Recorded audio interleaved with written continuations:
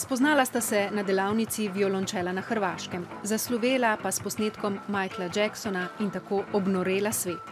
Mi smo znali da imamo nešto posebno u tom videu, da je nešto uzbudljivo u tom videu, nešto napeto što bi moglo zapravo privući određenu masu ljudi tome što radimo. Ali nismo imali pojma da će se sve tako brzo, strelovito desiti. U svega par dana naš život potpuno promijenio. Sve najbolje ponude koje su se mogli desiti su se odmah desile preko noći. To je stvarno bilo poput bajke. Svojevrsten pospešek jima je dal še Elton John, ki jo je povabil na svojo svetovno turnejo. Sedaj svet osvajata že z drugo ploščo. Tržaški koncert pa je bil poseben postanek, saj jo je pripeljal bliže domu. Trst je jedan poseban grad.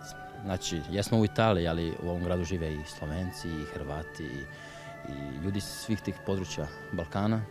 Tako da zapravo osjećamo kao da smo doma. Moja mama je iz Izole, tako da imam jaz tu v bistvu povezavo z Trstom. Zelo sva počaščena, da lahko predstavljava te prostore, te kraje po svetu in da lahko počneva v življenju to, za kar sva delala in se trudila in lahko delimo glasbo z toliko ljudmi po celem svetu. Pravita, da sta tekmeca, ki drug iz drugega izvabita najboljše, s čimer na odru ustvarjata posebno napetost. V prvi vrsti pa je njuna virtuoznost, ki jo bo gotovo ponesla še više.